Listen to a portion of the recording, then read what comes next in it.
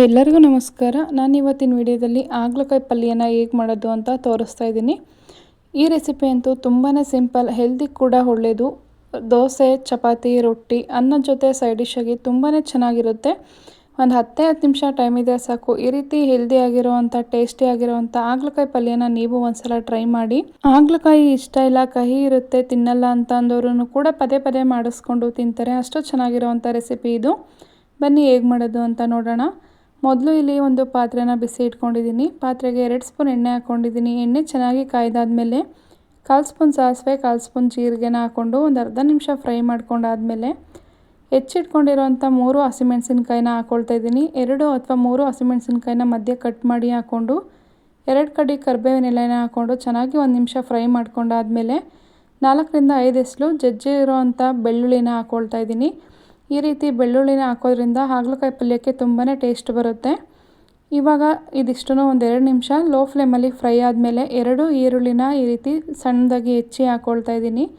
ಉದ್ದಾಗಿ cut ಮಾಡಿ ಹಾಕೊಳ್ಳೋದ್ರಕ್ಕಿಂತ ಈ ರೀತಿ ಪಲ್ಯ ಗ್ರೇವಿಗಳಿಗೆಲ್ಲ ಈ ರೀತಿ ಚಿಕ್ಕದಾಗಿ ಕಟ್ ಮಾಡಿ ಹಾಕೊಂಡ್ರೆ ತುಂಬಾ ಚೆನ್ನಾಗಿರುತ್ತೆ. ಈರುಳ್ಳಿ ಹಾಕಿದ್ಮೇಲೆ ಒಂದು 2 ರಿಂದ 3 ನಿಮಿಷ ಹಸಿ ವಾಸನೆ ಹೋಗಿ ಸ್ವಲ್ಪ ಸಾಫ್ಟ್ ಆಗೋವರೆಗೂ ಒಗ್ಗರಣೆಯಲ್ಲಿ ಚೆನ್ನಾಗಿ ಫ್ರೈ ಮಾಡ್ಕೋಬೇಕು. ಸ್ವಲ್ಪನೂ ಕಹಿ ಇರಲ್ಲ, ಹಾಗಲಕಾಯಿ ಪಲ್ಯ ತುಂಬಾ ಚೆನ್ನಾಗಿರುತ್ತೆ. ಒಂದ್ಸಲ ಈ ವಿಧಾನದಲ್ಲಿ ಟ್ರೈ ಮಾಡಿ. ಇವಾಗ ಈರುಳ್ಳಿ ಚೆನ್ನಾಗಿ ಫ್ರೈ ಆದಮೇಲೆ ಒಂದು ದಪ್ಪ ಸೈಜ್ ಟೊಮೆಟೊನ ಈ ರೀತಿ ಸಣ್ಣದಾಗಿ ಕಟ್ ಮಾಡಿ ಹಾಕ್ಕೊಳ್ತಾ ಇದ್ದೀನಿ. ಇವಾಗ ಟೊಮೆಟೊ ಹಾಕಿದ್ಮೇಲೆ ಒಂದು 2 ರಿಂದ 3 ನಿಮಿಷ ಸಾಫ್ಟ್ ಆಗೋವರೆಗೂ ಚೆನ್ನಾಗಿ ಫ್ರೈ ಮಾಡ್ಕೋಬೇಕು. ನೋಡಿ, ಇವಾಗ ಒಗ್ಗರಣೆಯಲ್ಲಿ ಎಲ್ಲ ಚೆನ್ನಾಗಿ ಫ್ರೈ ಆದಮೇಲೆ ರುಚಿಗೆ ತಕ್ಕಷ್ಟು ಉಪ್ಪನ್ನ ಹಾಕ್ಕೊಳ್ತಾ ಇದ್ದೀನಿ. ಒಂದು ಅರ್ಧ ಸ್ಪೂನ್ ಆಗುವಷ್ಟು ಅರಶಿನದ ಪುಡಿನ ಹಾಕ್ಕೊಳ್ತಾ ಇದ್ದೀನಿ. ಉಪ್ಪು ಇವಾಗ ಸ್ವಲ್ಪ ಹಾಕ್ಕೊಂಡು ಆಮೇಲೆ ಕೂಡ ಹಾಕೋಬೋದು. ಇವಾಗ ಈ ರೀತಿ ಚೆನ್ನಾಗಿ ಒಂದು ಸಲ ಫ್ರೈ ಮಾಡ್ಕೊಂಡಾದಮೇಲೆ ಮೊದಲೇ ಕಟ್ ಮಾಡಿ ತೊಳೆದಿಟ್ಕೊಂಡಿರೋ ಅಂಥ ಹಾಗಲಕಾಯಿನ ಹಾಕ್ಕೊಳ್ತಾ ಇದ್ದೀನಿ. ನೋಡಿ, ಹಾಗಲಕಾಯಿನ ನೀವು ಯಾವ ರೀತಿ ಇಷ್ಟ ಆಗುತ್ತೆ ಆ ರೀತಿ ಕಟ್ ಮಾಡ್ಕೋಬೋದು. ನಾನಿಲ್ಲಿ ತುಂಬ ಸಣ್ಣದಾಗಿ ಕಟ್ ಮಾಡ್ಕೊಂಡಿದ್ದೀನಿ. ಈ ರೀತಿ ಕಟ್ ಮಾಡಿಕೊಂಡ್ರೆ ತುಂಬಾ ಚೆನ್ನಾಗಿರುತ್ತೆ ಈ ರೀತಿ ಹಾಗಲಕಾಯಿ ಪಲ್ಯ ಮಾಡೋದಕ್ಕೆ. ಇವಾಗ ನೋಡಿ, ಚೆನ್ನಾಗಿ ಒಗ್ಗರಣೆಯಲ್ಲಿ ಫ್ರೈ ಮಾಡ್ಕೋಬೇಕು.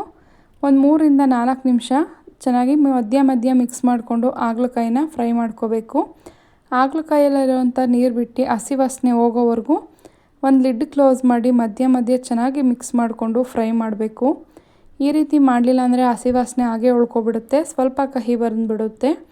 ಹಂಗಾಗಿ ಈ ರೀತಿ ಮಧ್ಯ ಮಿಕ್ಸ್ ಮಾಡಿಕೊಂಡು ಒಂದು 3 ರಿಂದ 4 ನಿಮಿಷ ಈ ರೀತಿ ನೀರೆಲ್ಲ ಕಂಪ್ಲೀಟಾಗಿ ಡ್ರೈ ಆಗೋವರೆಗೂ ಚೆನ್ನಾಗಿ ಫ್ರೈ ಮಾಡ್ಕೊಳ್ಳಿ. ನೋಡಿ, ಈ ರೀತಿ ಹಾಗಲಕಾಯಿ ಸ್ವಲ್ಪ ಸಾಫ್ಟ್ ಆಗಬೇಕು. 4 ರಿಂದ 5 ನಿಮಿಷ ಮೀಡಿಯಮ್ ಟು ಹೈ ಫ್ಲೇಮ್ ಇಟ್ಕೊಂಡು ಈ ರೀತಿ ಫ್ರೈ ಮಾಡ್ಕೋಬೇಕು. ಆವಾಗಲೇ ಟೇಸ್ಟು ತುಂಬ ಚೆನ್ನಾಗಿರೋದು, ಕಹಿ ಅಂಶನೂ ಕೂಡ ಕಡಿಮೆ ಆಗುತ್ತೆ. ಇವಾಗ 5 ನಿಮಿಷ ಫ್ರೈ ಮಾಡ್ಕೊಂಡಾದ್ಮೇಲೆ ಚಿಕ್ಕ ಬೌಲಲ್ಲಿ 1 ಬೌಲ್ ಆಗೋವಷ್ಟು ನೀರನ್ನು ಹಾಕ್ಕೊಳ್ತಾ ಇದ್ದೀನಿ. ಸ್ವಲ್ಪ ಹುಣಸೆಹಣ್ಣನ್ನು ನೆನೆಸಿಟ್ಕೊಂಡು ಅದರ ರಸನ ಹಾಕ್ಕೊಳ್ತಾ ಇದ್ದೀನಿ. ಚಿಕ್ಕ ಸೈಜ್ ನೆಲ್ಲಿಕಾಯಿ ಗಾತ್ರದಷ್ಟು ಹುಣಸೆಹಣ್ಣಿನ ರಸನ ಹಾಕ್ಕೊಂಡ್ರೆ ಆಯಿತು. ಇವಾಗ ನೋಡಿ, ಚೆನ್ನಾಗಿ ಒಂದು ಸಲ ಮಿಕ್ಸ್ ಮಾಡ್ಕೋಬೇಕು. ಹಾಗಲಕಾಯಿ ಜೊತೆ ನೀರೆಲ್ಲ ಹಾಕಿದ್ಮೇಲೆ ಮಿಕ್ಸ್ ಮಾಡಿಕೊಂಡು ಲಿಡ್ಡನ್ನು ಕ್ಲೋಸ್ ಮಾಡಿ ಒಂದು 4 ನಿಮಿಷ ಇದನ್ನು ಬೇಯೋದಕ್ಕೆ ಬಿಡಬೇಕು. ನೋಡಿ, ಮಧ್ಯ ಮಿಕ್ಸ್ ಮಾಡಿಕೊಂಡು ಬೇಯೋದಕ್ಕೆ ಬಿಡಬೇಕು.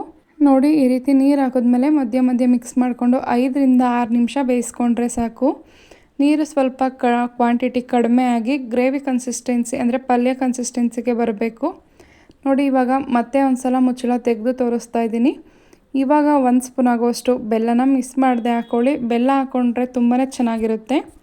ಅರ್ಧ ಸ್ಪೂನ್ ಆಗುವಷ್ಟು ಧನಿಯದ ಪೌಡರ್ ಹಾಕ್ಕೊಳ್ತಾ ಇದ್ದೀನಿ. ಖಾರಕ್ಕೆ ತಕ್ಕಷ್ಟು ಖಾರದ ಪುಡಿನ ಹಾಕ್ಕೊಳ್ತಾ ಇದ್ದೀನಿ. ಖಾರ ನೋಡಿ ಹಾಕ್ಕೊಳ್ಳಿ, ಮೊದಲೇ ಹಸಿಮೆಣಸಿನ್ಕಾಯಿ ಕೂಡ ಹಾಕಿರ್ತೀವಿ. ಇವಾಗ ಇದಿಷ್ಟನ್ನು ಹಾಕಿ ಚೆನ್ನಾಗಿ ಒಂದು ಸಲ ಮಿಕ್ಸ್ ಮಾಡ್ಕೋಬೇಕು. ನೋಡಿ, ಈ ರೀತಿ ತುಂಬ ತೆಳುವಾಗಿ ಮಾಡ್ಕೋಬಾರ್ದು, ಹಾಗಲಕಾಯಿ ಪಲ್ಯನ ಟೇಸ್ಟು ಚೆನ್ನಾಗಿರಲ್ಲ. ಇವಾಗ ಮಿಕ್ಸ್ ಮಾಡ್ಕೊಂಡಾದ್ಮೇಲೆ ಒಂದು 1/4 ಸ್ಪೂನ್ ಆಗೋಷ್ಟು ಗರಂ ಮಸಾಲಾನ ಹಾಕ್ಕೊಳ್ತಾ ಇದ್ದೀನಿ. ಇದಿಷ್ಟು ಮಸಾಲ ಪೌಡರ್ನ ಹಾಕ್ಕೊಂಡು ಒಂದು 2 ನಿಮಿಷ ಫ್ರೈ ಆದಮೇಲೆ ಚಿಕ್ಕ ಬೌಲಲ್ಲಿ ಅರ್ಧ ಬೌಲ್ ಆಗೋಷ್ಟು ನೀರನ್ನು ಹಾಕ್ಕೊಳ್ತಾ ಇದ್ದೀನಿ. ಮಸಾಲ ಹಾಕಿರ್ತೀವಲ್ಲ, ಒಂದು 2 ನಿಮಿಷ ಫ್ರೈ ಮಾಡಬೇಕು ಹಸಿ ವಾಸನೆ ಹೋಗೋವರೆಗೂ. ನೋಡಿ, ಇವಾಗ ಚೆನ್ನಾಗಿ ಒಂದು ಸಲ ಮಿಕ್ಸ್ ಮಾಡ್ಕೋಬೇಕು. ಮಿಕ್ಸ್ ಮಾಡಿ ಒಂದು ಕುದಿ ಬಂದಾದಮೇಲೆ ಅರ್ಧ ಬೌಲ್ ಆಗೋವಷ್ಟು ಹಸಿ ತೆಂಗಿನಕಾಯಿ ತುರಿ ಹಾಕ್ಕೊಳ್ತಾ ಇದ್ದೀನಿ. ಟೇಸ್ಟು ಚೆನ್ನಾಗಿರುತ್ತೆ, ಬೇಡ ಅಂದರೆ ಸ್ಕಿಪ್ ಕೂಡ ಮಾಡ್ಬೋದು. ಸ್ವಲ್ಪ ಕೊತ್ತಂಬರಿ ಸೊಪ್ಪನ್ನು ಹಾಕಿ ಚೆನ್ನಾಗಿ ಒಂದು ಸಲ ಮಿಕ್ಸ್ ಮಾಡಿ ಒಂದು 2 ರಿಂದ 3 ನಿಮಿಷ ಬೇಯಿಸ್ಕೊಂಡ್ರೆ ಸಾಕು. ತುಂಬಾ ಚೆನ್ನಾಗಿರುತ್ತೆ ಟೇಸ್ಟ್ ಅಂತೂ.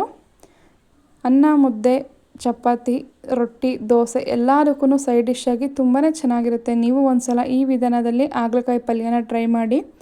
ಟೇಸ್ಟ್ ಹೇಗೆ ಬಂತು ಅಂತ ಕಮೆಂಟ್ ಮಾಡಿ. ಸ್ವಲ್ಪನೂ ಕೂಡ ಕಹಿ ಇರಲ್ಲ, ಎಲ್ಲರೂ ಕೂಡ ತುಂಬಾ ಇಷ್ಟಪಟ್ಟು ತಿಂತಾರೆ. ನೋಡಿ 2 ನಿಮಿಷ ಕುದಿಸ್ಕೊಂಡ್ರೆ ಸಾಕು, ತುಂಬಾ ಹೆಲ್ದಿ ಆ್ಯಂಡ್ ಟೇಸ್ಟಿ ಆಗಿರೋವಂಥ ಹಾಗಲಕಾಯಿ ಪಲ್ಯ ರೆಡಿ. ನೀವು ಒಂದ್ಸಲ ಟ್ರೈ ಮಾಡಿ. ದಯವಿಟ್ಟು ನನ್ನ ಚಾನಲ್ನ ಸಬ್ಸ್ಕ್ರೈಬ್ ಮಾಡ್ಕೊಳ್ಳಿ.